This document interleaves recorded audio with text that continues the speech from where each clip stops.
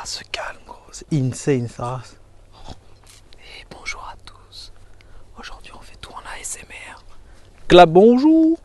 Alors aujourd'hui les amis, une vidéo qui va tout simplement dans la continuité du projet, c'est-à-dire qu'on est début mars et on a deux objectifs. Le premier objectif, et c'est surtout ce que je fais cette année, c'est de commencer à faire germer et à déjà planter certaines plantes. Par exemple, cette année on a planté des épinards, on a planté les premières pommes de terre, et on a aussi planté quelques gousses d'ail à droite et à gauche. C'est un grand jour pour l'homme, c'est un petit pas pour l'humanité, c'est une patate. Adieu petite pomme de terre. J'espère que tu me ramèneras des amis à toi.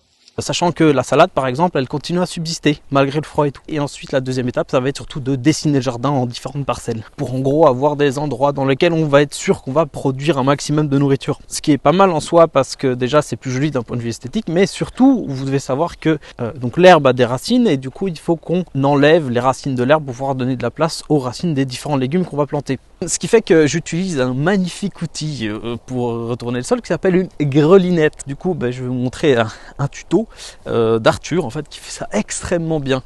Oh my god! Wow! Oh my god! Maintenant actuellement je prédéfinis des parcelles de terrain avec la nouvelle terre, j'aère le sol, j'étale ma nouvelle terre qui a beaucoup plus de bons nutriments que la terre de mon jardin. Dès que mes plantes seront assez grandes et assez costaudes, qu'il fait aussi assez chaud, je les plante dans les parcelles de terrain et j'espère que ça prend, mais à mon avis ça prendra.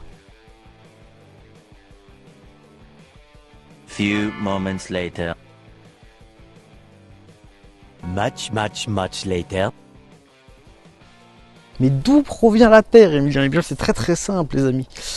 Cette terre provient tout simplement d'une giga plantation de cannabis. C'est-à-dire que j'ai quelques contacts, vous savez, à droite et à gauche. J'ai profité tout simplement d'une intervention de police pour avoir accès en fait à énormément de terre. Et je pense qu'il y avait à peu près 500 plantes de cannabis, ce qui fait que c'est pas mal. Et ça fait énormément de terre qui est déjà bien nourrie et bien entretenue. Et je peux la réutiliser et je dois pas l'acheter. Ce qui fait que j'utilise cette nouvelle terre, comme vous pouvez le voir, pour juste continuer à alimenter la terre que j'ai de base et faire en sorte que ce soit toujours plus propice à la production de légumes en fait. Actuellement, il y a pas mal de plantes qui poussent extrêmement bien. Tous les roseaux, etc. Il y a des fleurs de partout, c'est vraiment génial. Du coup je vais vous faire un résumé en fait de toutes les plantes qu'on a déjà plantées. C'était du coup essentiellement des arbres fruitiers. Je sais pas si vous vous souvenez, il y avait des raisins, des myrtilles, des framboises, des mûres, etc.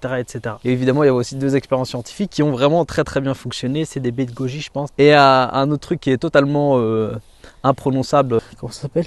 Lonicera Kamchatka duet. Magnifique. Mais regardez-moi cette insane quoi. Absolument tous les arbres fruitiers ont eu des bourgeons, c'est magnifique, ça veut dire que la terre était assez bonne et qu'ils ont été assez bien placés. Il n'y a que eu deux arbres fruitiers, c'était des framboisiers qui n'ont pas tenu, donc ça c'est un peu dommage, mais en fait mon erreur c'était de les avoir mis un tout petit peu trop à l'ombre, c'est à dire qu'ils étaient vraiment dans un endroit un peu caché et je pense qu'il y a peut-être des cailloux ou quoi, ce qui fait que pas assez de terre. Mais purée, sur une bonne dizaine d'arbres fruitiers, c'est plutôt pas mal, c'est acceptable comme rendement. J'ai aussi fait une expérience scientifique en essayant de faire une micro-serre avec quelques graines, mais ça n'a pas trop marché, alors je sais pas si c'est à cause des graines ou si c'est moi qui me suis pas très bien débrouillé. Peut-être qu'il fait trop froid aussi. Le fait qu'il fasse froid, ça peut aussi avoir un impact. Du coup, je vais laisser ces plantes-là se débrouiller toutes seules. Moi, je vais essayer de planter toutes les tomates, etc. en pot à l'intérieur. Donc ça c'est l'objectif de maintenant. Au niveau des plantations, moi ce que je vous conseille c'est de nouveau d'aller chez votre grand-mère pour aller choper des pots. La première fois vous avez déjà été pour aller choper des graines, la deuxième fois vous allez chercher des pots parce que c'est beaucoup plus drôle. Étant donné que les pots en plastique, je vois pas l'intérêt d'en acheter. Et moi ça m'est tombé dessus, j'ai 500 pots je pense qui traînent dans mon jardin. J'espère que ça vous a plu aujourd'hui. C'était une vidéo plus compliquée à tourner étant donné que l'année passée j'étais très timide devant la caméra. On se voit dans 2 semaines pour la suite les amis. Des gros bisous, bon après-midi, tout ça. Enfin, tu vois quoi, tu vois.